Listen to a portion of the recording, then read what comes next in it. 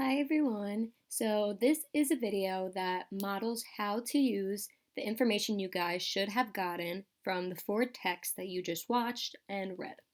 We are going to be reading a document and analyzing it by sourcing it, doing a close reading, and contextualizing it. So let's get into it. So this is the first document that we are going to be looking over. It's a primary source document that happened during the Gilding Age. We're going to read it over first before we start doing the sourcing, the close reading, and the contextualizing. And this little italics right here is some background information that helps understand what the piece is about. So let's get into it.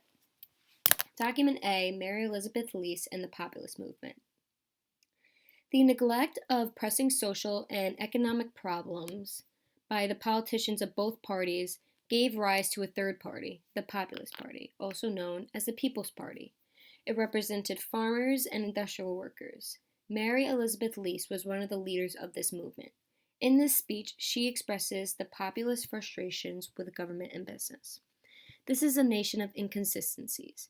We fought England for our liberty and put chains on 4 million black people. We wiped out slavery and national banks, began a system of white wage slavery worse than the first. Wall Street owns the country. It is no longer a government of the people, by the people, and for the people, but a government of Wall Street and for Wall Street. The great common people of this country are slaves, and monopoly is the master. The parties lie to us, and the political leaders mislead us. Money rules, and our vice president is a London banker. We were told 2 years ago to go and work and raise a big crop. That was all we needed.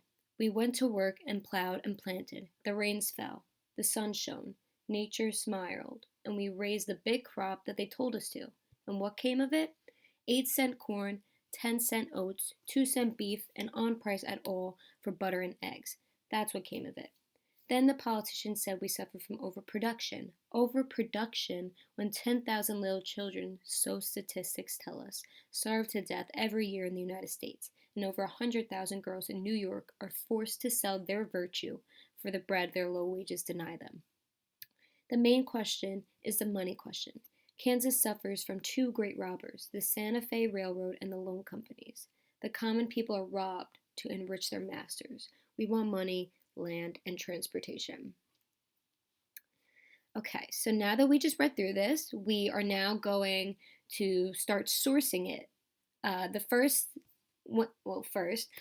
When you guys read the website that has all about how to source a document, it had 5 questions on it. The first question asked, what is it? So what kind of primary source document is this? Now, like I said before, this little italics area is kind of some background information that helps you make sense of what you're reading. So if you look in here, it says right in here, speech. So the primary source that this is a speech. I'm going to highlight it for you guys in the color pink. So, and then we're going to write in here, also in pink, primary source speech. Now I'm writing in different colors just so you guys can distinguish between sourcing, close reading, and contextualization. Then the next question was, who made it? Who wrote this? Who spoke it? Who created it? So it says it right here, Mary Elizabeth Lease, and also here. So we're going to highlight. Oh, sorry about that. Highlight. There we go. And then we're going to write here too, Mary Elizabeth Lease.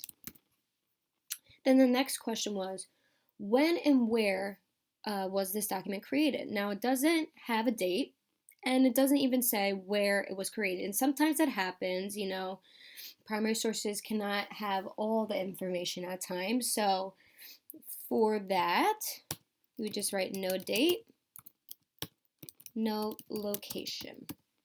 And then the last 2 questions, what does it tell you and why was it created, we will mostly go over in the close reading section, which we're going to start right now. So we just read over the whole document, and when you're close reading, it's a good idea to read it over again, but this time to annotate. So kind of like how we were highlighting here and here for the sourcing, we're going to do the same thing for the close reading, except we're not going to do it in pink, we're going to do it in blue. So on the website that you guys saw, that you guys read, sorry, it had like a few things to look out for. And one of the things to look out for, like the kind of details, was the title. So the title of this piece is Mary Elizabeth Lease and the Populist Movement. It doesn't really give anything new away. Like, we knew the author was Mary Elizabeth Lease. We established that in sourcing. And the Populist Movement, I mean, that's good. It has that this was the rise of the Populist Party and that she was one of the leaders, blah, blah, blah. So yeah, keep an eye out for that. And then audience and purpose. So when you look here again, so why was the author creating this speech? It says right here, she expresses the populist frustrations with government and business. So we're going to put this in blue. So we're going to write here, purpose, express populist frustrations with government and business. Okay, so now we're gonna continue on. So when you go back and you read through this and you try to annotate, you start from the beginning. It says the nation of inconsistencies. And then it says, we fought England for our liberty and put chains on 4 million black people. We wiped out slavery, and national banks began a system of white wage slavery worse than the first. The quote that we just read shows how Mary Elizabeth Lease is trying to characterize what is happening to the farmers and the industrial workers that are in the Populist Party. She's comparing what they're going through to slavery. It says it right here, we wiped out slavery and began a system of white wage slavery. I'm going to put this in blue. White wage slavery. Then she goes on to say that Wall Street owns the country. Wall Street. She's characterizing, which was one of the other details that was said to look out for on the website. She's characterizing, she's naming Wall Street. Wall Street owns a country. It's no longer a government of the people, by the people, and for the people, but a government of Wall Street and for Wall Street. Right? And then it says the great common people of this country are slaves. She says it again. And monopoly is the master. So right there, this is a lot of close reading. This is a lot of like ideas that we're getting from this. So we can write in here.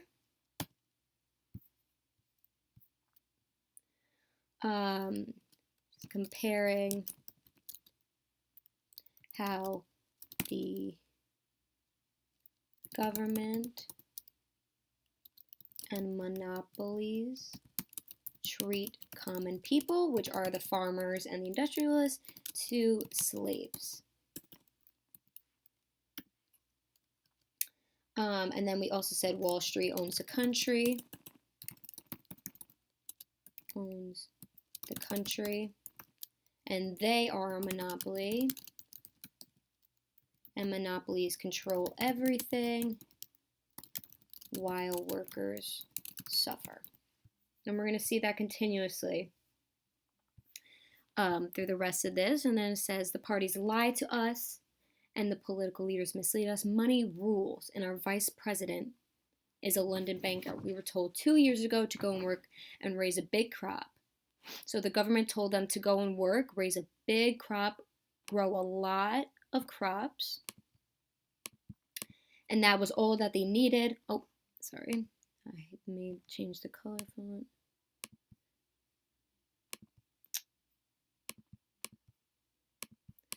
So they went to work, they plowed and they planted, they did what they said, and what came of it? 8 cent corn, 8 cent corn, 10 cent oats, 2 cent beef, blah blah blah. So they said it was overproduction. That's why the prices were so low. So the government fooled these um, farmers and these common people. They told farmers to make a lot of crops, to farmers to grow a lot of crops. So they then worked their butts off. And this in turn led to overproduction, which then led to low prices that the farmers were selling their crops for, which means they were making a low amount of money.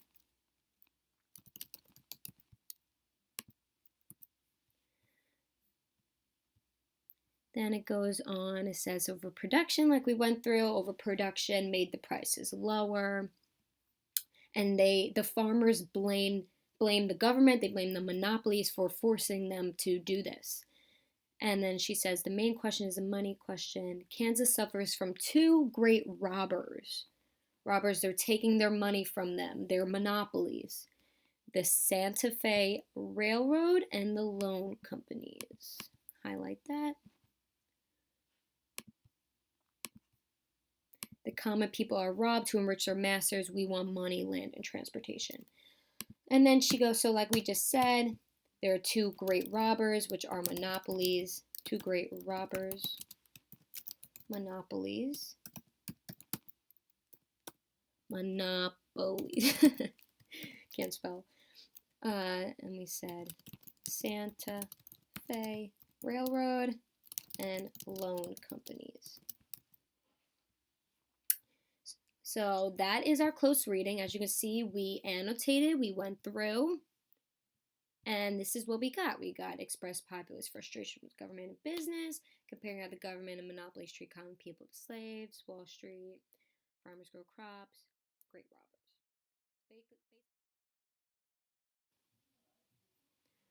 Okay, so now that we just completed the close reading, and this is what we got, we are now going to move on to the contextualization. So on the website that you read through, it said there are 3 questions to look out for.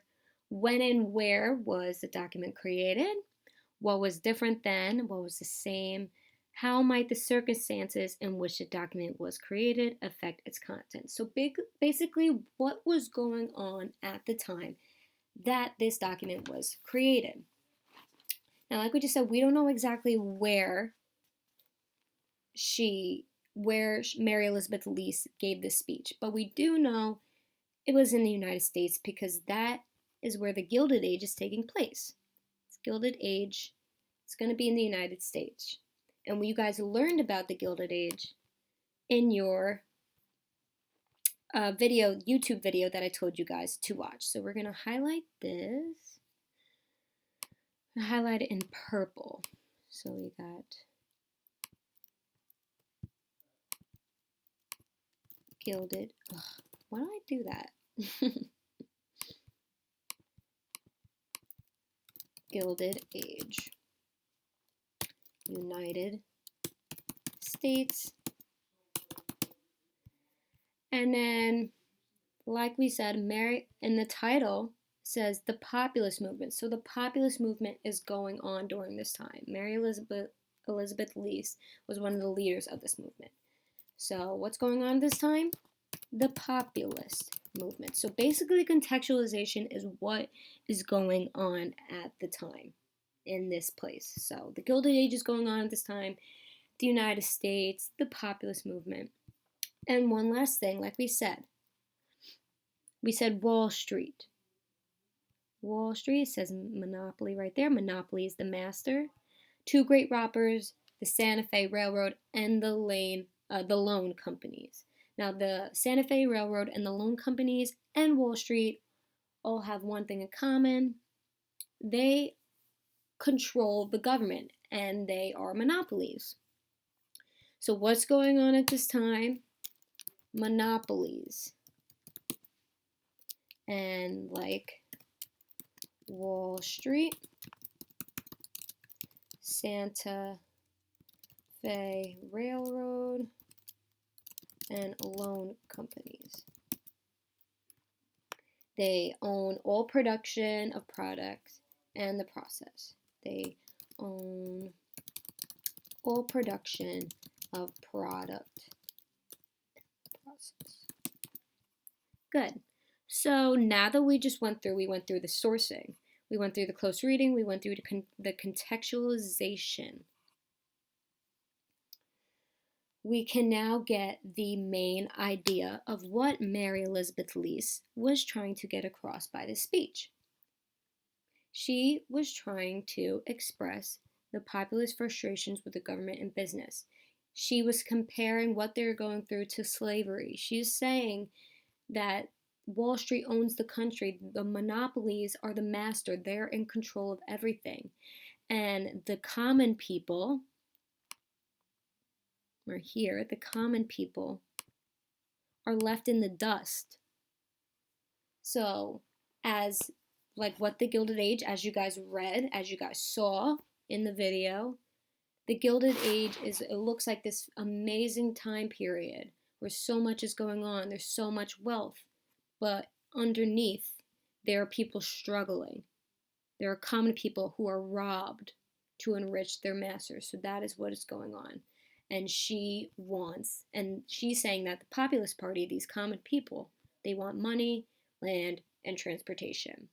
So that is basically how you analyze a primary source document using sourcing, close reading, and contextualization.